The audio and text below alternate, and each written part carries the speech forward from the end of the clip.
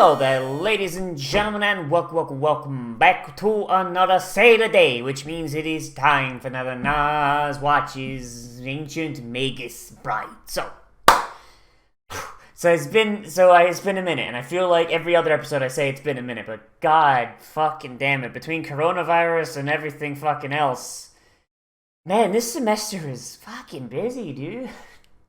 But hey, in our last episode, at the very least, we'll go going with that. In our last episode, the yiffening happened and then was over in 5 seconds because I guess we're not allowed to have anything fucking cool anymore. And fucking Chisei learned a bit of magic. She learned a bit of potion making.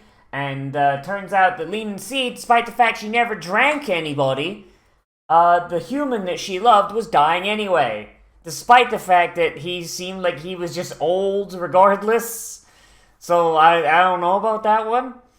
And so Chisei discovered a potion to fucking help them see each other so that they could spend their last few moments, actually being able to see each other and, connect. And it was really wholesome until the guy fucking dissipated into dust. And there's the really weird implication there, because, maybe the Japanese don't know this. There's a really weird implication there that that's going to become a council house, is going to get, stocked with either homeless people or refugees, and Lean and Seed is just going to fucking murder them, because she basically just said that that's what she was going to do for anybody that shows up there that is not him or his reincarnations. Jesus fuck. Alright, Lean and Seed, and alright, Chisei, you're just gonna let that slide? You're gonna let that roll? Alright! Oh boy, but yeah, at the end of it, Oberon took the potion, and everything, now Chisei's not allowed to make that potion anymore because seeing fucking magic people is not something normies should be able to do. And that potion just a big problem. But I guess let's get in here and see what else they're gonna get up to, because I don't remember what the next time on Dragon Ball Z thing was. So let's see, shall we? In 3, 2, 1, and go. Oh boy, I really don't like this opening. It's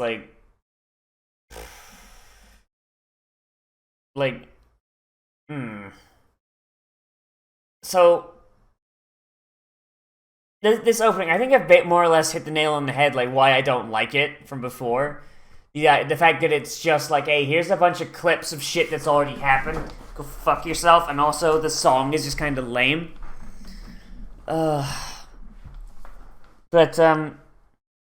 So the general idea of what's going to happen is that something's going to happen to turn Ainsworth into a kaiju, and Chisei and Ulysses are going to have to fucking kick his ass, right?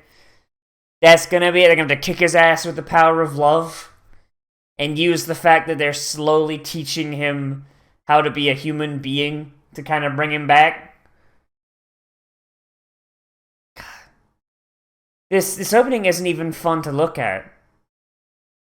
The original one, I could look at it and I'd be like, oh man, this is actually kind of neat to do, neat to look at, just neat to watch. And now it's just oh, it's shit that I've seen. Come on, my dude. Come the fuck on. Oh yeah, she's bleeding, right. Forgot about that. Her fucking magic ring exploded and now she's bleeding to death. Totally forgot about that, actually. Oh no, looks like she's dying. You're gonna have to get a new one. Oh, damn, Oberon. Oh, fucking... You really should have thought, more than 5 seconds before... You should have thought more than not at all before you fucking did this. Fucking Ulysses, come on.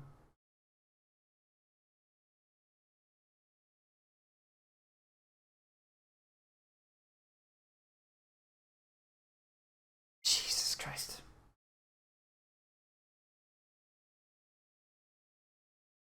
I'll be the familiar of a fucking cancer patient. Jesus.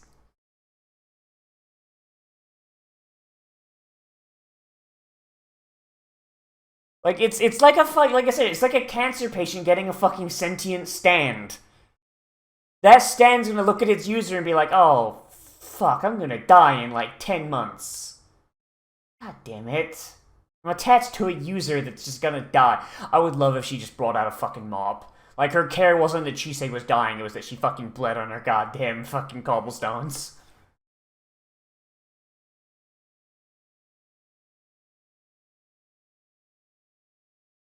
Man, the King of the Fairies walking somewhere, that's new. Usually he rides on Elkback. Or on a fucking palanquin driven by slaves. Now you don't get a choice! Yeet!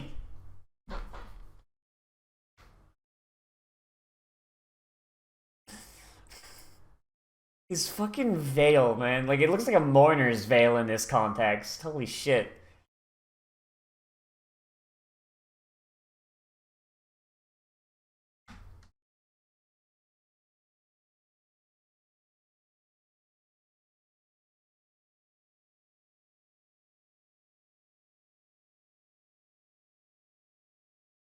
Damn, fucking Ainsworth is a oh my god.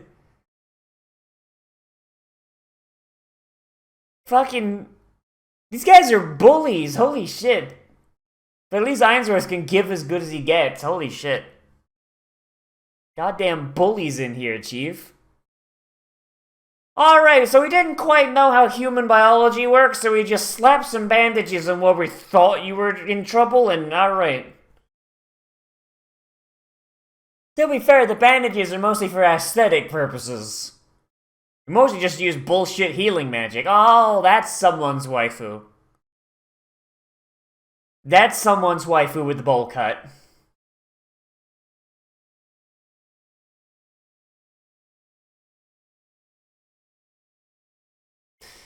Yeah, we found these two weird balloons in your chest. Like, the book we have said they're called lungs, but you didn't seem to need them, so we just took them out.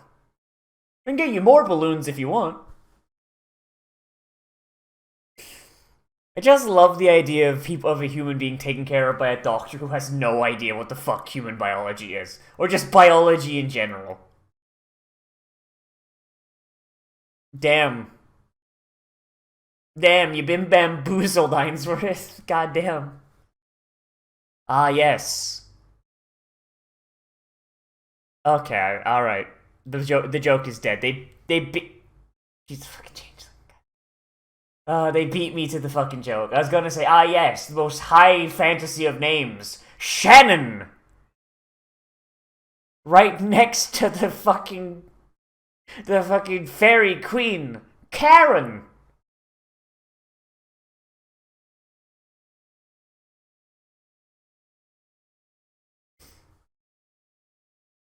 I've never seen a Spriggan made out of wood, rock before. Usually they're made of wood.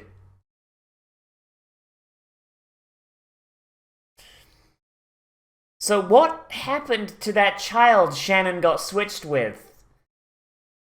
Is it dead? Did Titania eat it? Like, that's a big thonk right there.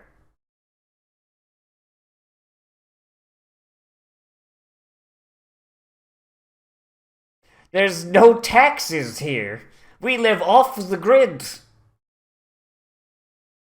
Here in the fairy world, we believe taxation is theft. Bullshit, fairies are immortal. Fuck off. Like, I mean, like breaking a fucking leg, alright, I'd understand that, like, a fairy gets hurt by that, but, like, dying of old age, really?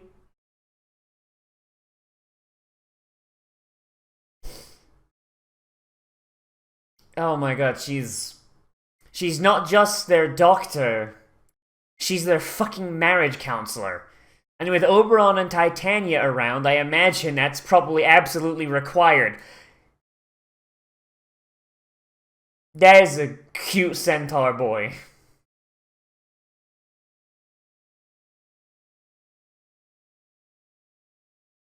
That's a very cute centaur boy. I want to pat his head. Oh, he's not a centaur. He's got a dog body. I don't recognize that. It's some kind of tar, but... Yeah, hang on. Is there a word for this? I'm just gonna Google... Oh, damn, so she likes it... A former human? What? So, okay, well that answers my question. It's a good thing... The show is usually pretty decent about that, but... Ah, so they assimilate into the culture. Okay, then.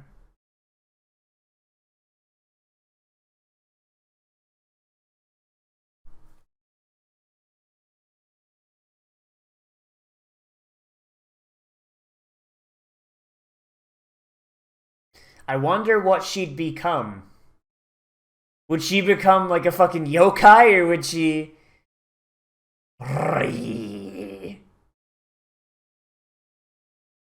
Like, would she become like a Japanese yokai because she's Japanese, or would she become something from English folklore because she's in the English realm of the fairies? Okay, so she does know human biology. Alright, fair enough. With your big, dumb, pointy ears, yeah.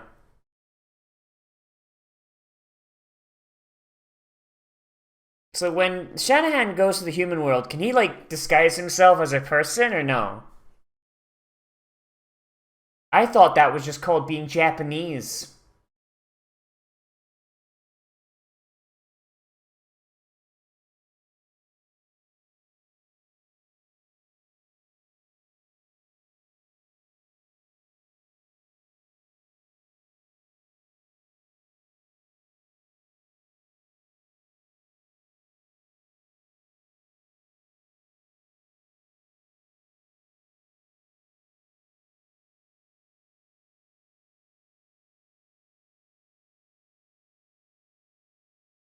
Okay, so I honestly... Okay, so just like, I'm scrolling through Google, through, like, Wikipedia as I'm looking at this. I can't actually find...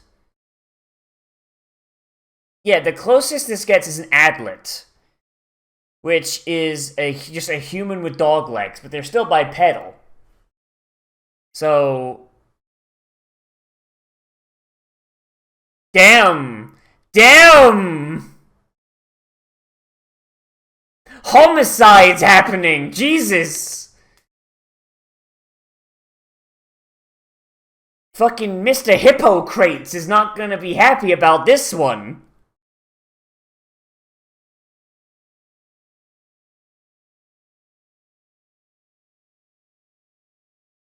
Yeah, so I guess Shanahan is supposed to be a fucking adlet, but he's wrong. He's more like a centaur.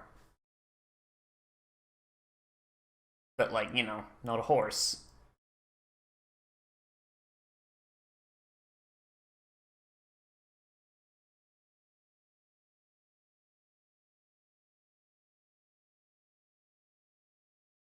Yeah, the fairies just kind of give him nothing but shit, so I mean, I can understand that. And I know it's fucking... Fuck, oh god.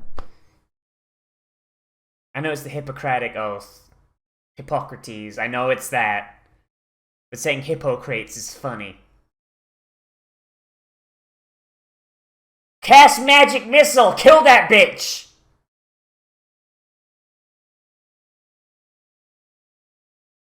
What about, like, when she starts just fucking keeling over and dying? Yeah, drown that bitch! It's your turn to drown now, elf bitch!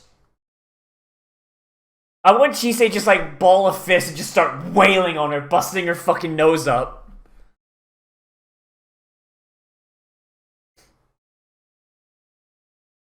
You passed the test! The test that determines whether you get to heal or not.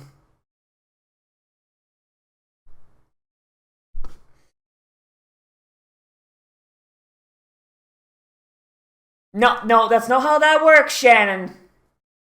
That's not how that works.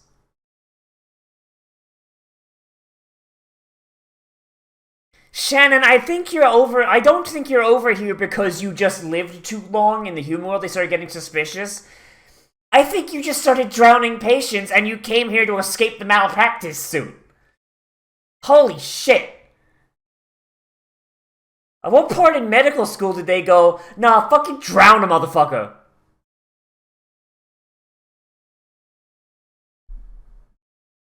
And behold, all your wounds are closed. Your desire to fucking drown me in my own pool closed your wounds. Stupid dog. Stupid dog, you make me look bad. Ooga booga booga. Well, I'm alone again. Time to masturbate on this couch.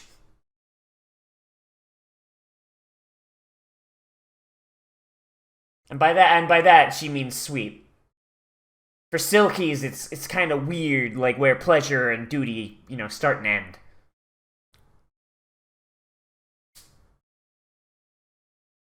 Imagine the house just starts fucking rotting. Turns out they've been gone for centuries.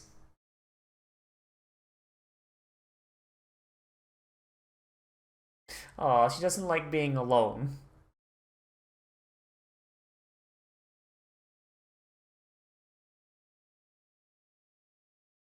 I don't know why, but this is like really endearing, and I don't know why. Just seeing her just running around doing little household chores. I don't know, that's kind of cute.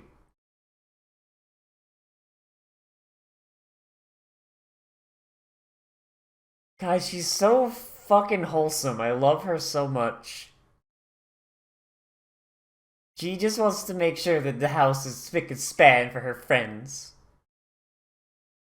And also, she's fucking redecorating. She's putting... Okay, she put up grandma... She put up grandma wallpaper, added a fucking sideboard, changed the construction of the roof, and recarpeted with one spell. My god. I wish magic was real, because you know how useful that would be for this shit-ass fucking apartment I'm living in? Holy Christ. Even if it only could make grandma wallpaper.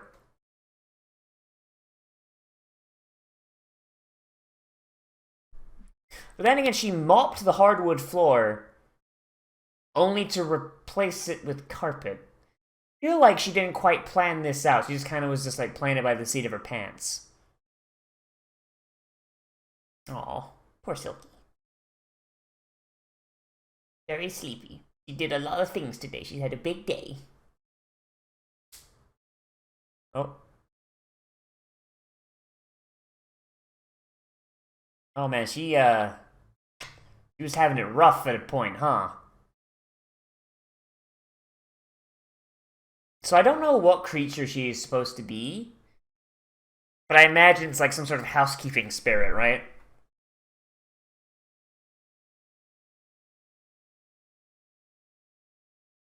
Oh. Oh, she's a banshee!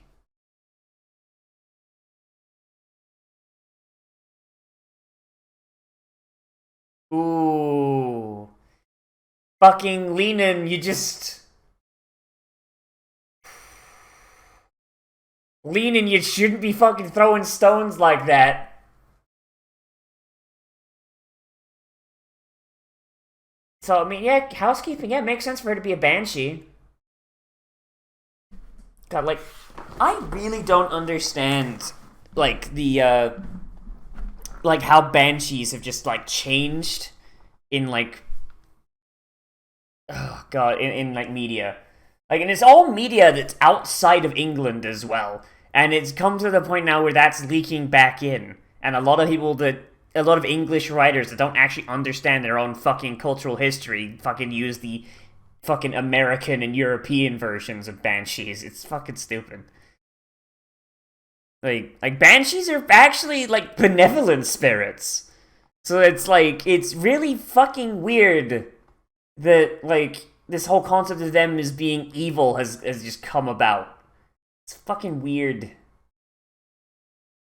Like, Fable even has them be evil, and fucking Lionhead was an English-based studio. Like, Molyneux is English, is he not? He's got a French last name, but the fucking French keep invading, so hey, we're gonna have some of their names around, huh? Oh, she lost her voice because her family's dead. Because her family's dead, she can't sing anymore. Oh, fuck. That's rough. Usually banshees don't survive their family line being cut off.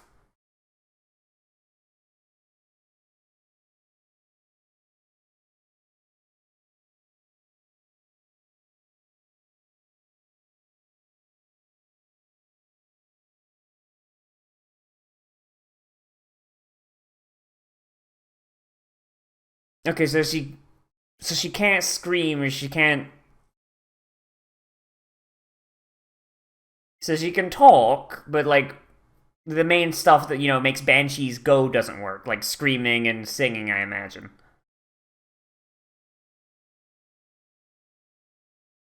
Oh, and they just deliver her to Ainsworth, and he takes care of her. That's kind of cute.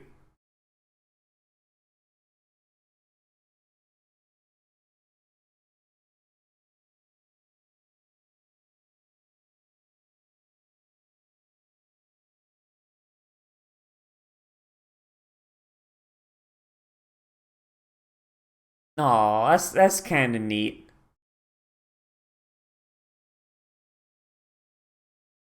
So did she just stick with that house? Was she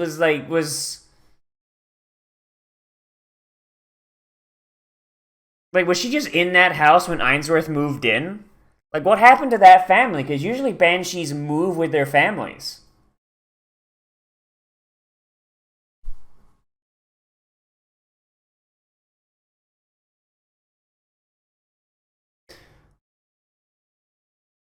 Oh, that's kind of neat. So she keeps that dress because it was a gift. Oh, that's kind of neat. That's kind of neat. Silver flower.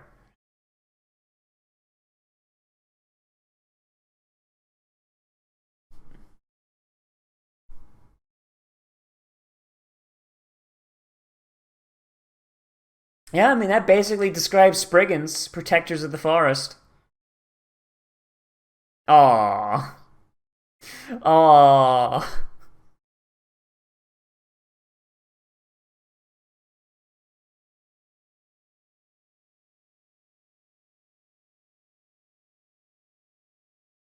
So he basically just changed her fucking species then. She paid $20 for a race change. Now she's still a banshee, it's just she's not tied to one single family. That's fine. Oh hell no, you can't!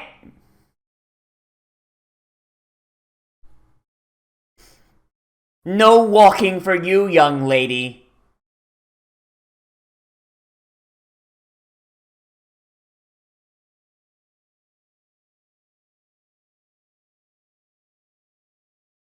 Ah, yes, the bare minimum. Breathing.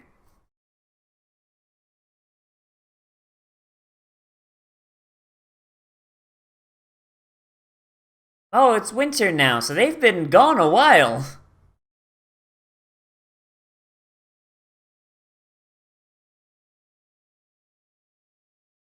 God, so she's just been, like, sitting there for months with, like, nothing, huh?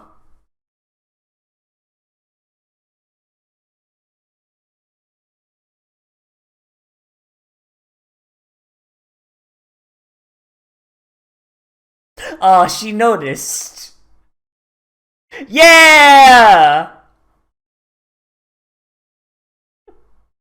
Oh, she's probably so fucking happy Chisei's not dead. Because, like, banshees are, like, inexplicably tied to family death. But, like, not like in, like, they cause death, but, like... I'll explain later. I'll explain in a bit. Well, I guess I'll explain now. Okay, so banshees historically are technically they're Scottish, but no wait no sorry they're Irish, but they also spread into Scottish folklore and to basically English folklore. Because guess what? We're all the same fucking people. It's just the English have a lot more Roman influence than the Scots or the Irish do. So the general idea of a banshee is that they take care of families. So a family that is, I guess, blessed with a banshee, I guess, like they just kind of have it. It's a guardian spirit. Sometimes it's of an old matriarch of a family that like didn't want to move on to the afterlife when her time came. But general idea is that she hangs around the family, specifically around the house, and she protects them from invaders to their land. Basically causes misfortune to anyone with ill intent that enters the grounds. She'll keep the house in order. To a point, the people need to actually put in effort. They're not going to just maid everything out. And basically the point is to basically ensure the family has as much good fortune as possible. And also, they're supposed to... Hang on, is there going to be a post thing? Yes, there is. Yeah, Christmas! They're going to a mall!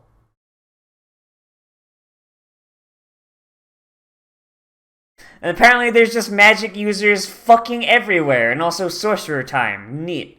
But yeah, so banshees, when somebody is about to die, banshees start crying. They start crying and singing. And it's a sign to the people of the house that, someone is going to die soon, like within a month.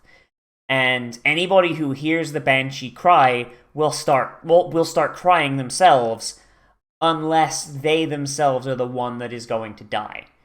And as a result, it's basically a way for a family to start making peace and figuring out, what to do, or maybe try and prevent it, because there are stories of a banshee's death prediction being prevented because of the banshee tipping them off. And that's generally the idea. And usually there's only one banshee per household. So there's also the idea that you're supposed to keep your basically ensure that your family's banshee is herself well taken care of, pay respect, pay tribute every now and again, say a prayer. But when a family line is extinguished, if their banshee doesn't, there's two versions of what happens if a family line is extinguished and they have a banshee. Their banshee either basically is forced to pass on to the other side, and it is basically sent to super hell, or the banshee is forced to haunt the grounds, and they do become aggressive. They become aggressive, and they attack anybody who tries to loot the final resting place of their family. That banshee loses their ability to sing. They only retain their ability to cry. And which we did see there with Silky, that, she was essentially in a constant state of tears, with her hanging around her family's ruins. So that's actually pretty neat. I didn't actually cotton on to the fact that Silky was a banshee, mostly because she fucking they referred to her as Silky, for example. And hang on, let me look up what a Silky actually is, just so I make sure I have it correct. Silky English. Oh, if I could spell English folklore. Yeah, in mythology, Silky is a female spirit clothed in silk, usually helpful and valued from chores and guarding houses against unarmed intruders. They can be also mysterious, leaving houses that you haven't in disarray. Yeah, so, okay, so a Silky or a Selkie, Silky. A Silky is very similar to a Banshee, except they're not tied to any one family. They're usually tied to houses, actual physical buildings. And honestly, the fact that they're mischievous kind of weirded me. I didn't say anything like when they first introduced her as a Silky, because yeah, I was just gonna okay, hang on, I might be misremembering this, or someone might think I'm a fucking dumb idiot, or it might get explained later on, and thankfully it did. But the fact that Silky is honestly, she's entirely helpful. She's not mischievous at all. Made me think like, okay, there's something weird going on there, and I was thinking it was either something happened to make her basically not want to fucking punk Elias, or that there was something going on with her, that she wasn't really a Silky, she was just kind of lying. And her being a Banshee makes sense, because Banshees and Silkies, like I said, they're very similar. They help with housework, they protect the household, da da da da. Difference being is that Silkies are bound to buildings, while Banshees are bound to families. And like I said, when a family moves house, the Banshee goes with them. If a family has a Silky, then when they move, the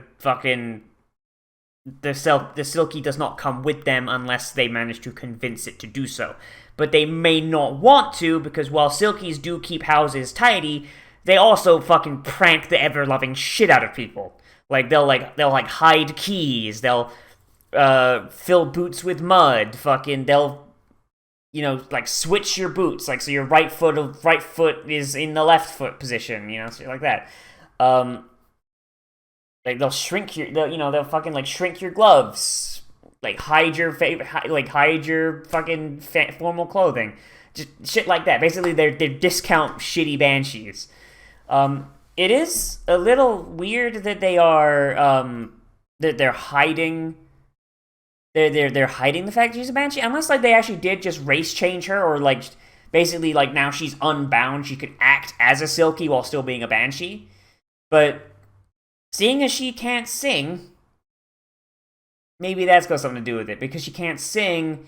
And singing is a big thing for Banshees as well. Like in times of mourning and like upcoming death, Banshees cry like a motherfucker. But in times of celebration and good fortune, Banshees will sing, and that singing is very, very good for people's mental health.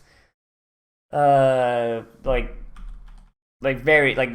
basically like hearing a Banshee sing is supposed to be like this cure-all, like it cures diseases and shit.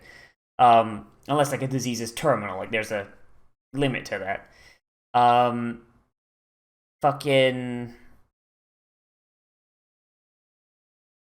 know what else to say on that. Like, I should really talk about this episode 7. It's like the folklore thing is really cool, but I'll finish up on Silky, and I'll go on to God. This fucking ponytail is like fucking bumping against the back of my chair, and like while it's keeping my hair fucking out of my way, it's also really fucking annoying because I can't put my head back. Okay, so yeah, the Silky thing, I like that. It's very good, and the fact that she was like so concerned for Chisei, like, Chisei is part of her household.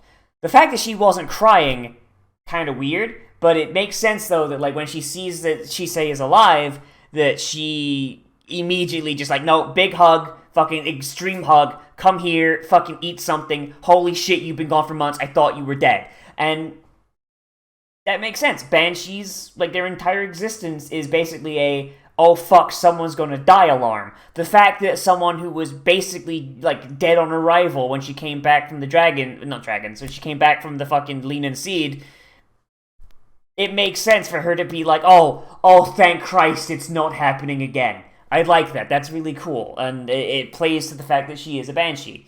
I'm honestly surprised that they fucking did Banshees correctly. As for the rest of this episode, as in the other half, visiting the fairy realm for fairy realm is really neat. I like that a lot. Everyone being a bully to Ainsworth is kind of shitty, but I understand why. It's because he's not fully done. He's not like a full fairy. He's like a half-breed. That's kind of neat. The concept of changelings, horrifying as always, but also the idea that the child that gets stolen gets turned into a fucking weird adlet centaur thing. I don't know about that one, Chief, but alright. Kind of neat. I don't really think it's really worth talking about all that much. But it does introduce changelings, and they are a big part of English folklore, so that's kind of neat.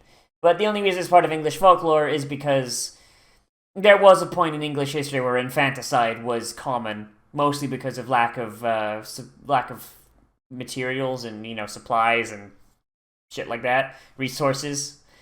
So blaming it on like, oh, the kid was a changeling, that does arise.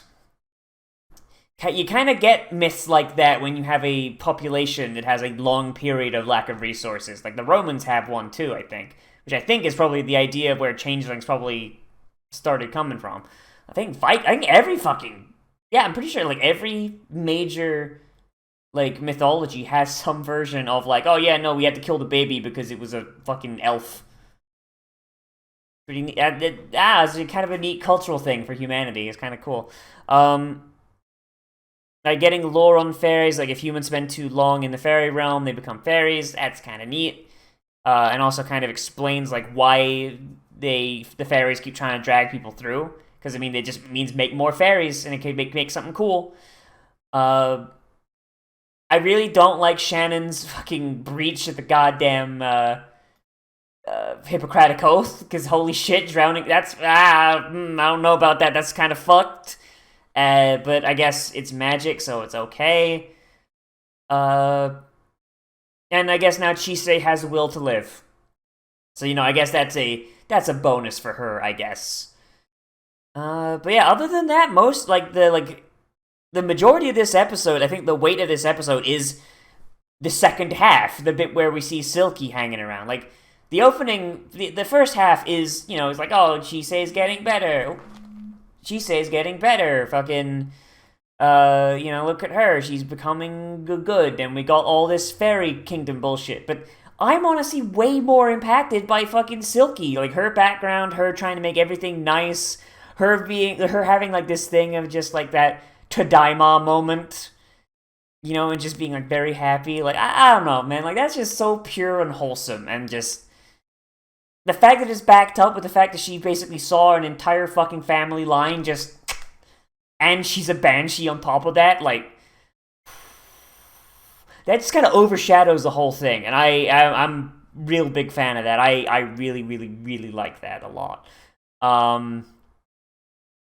Yeah, this is a good episode, but definitely the first half is much, much weaker than the second half. Like, but they had to get Chisei well, and they had to show off some fairy shit, so whatever. It got the business done, and we got a cool personal story out of it, so yeet. But that's really all I gotta say. I like this episode.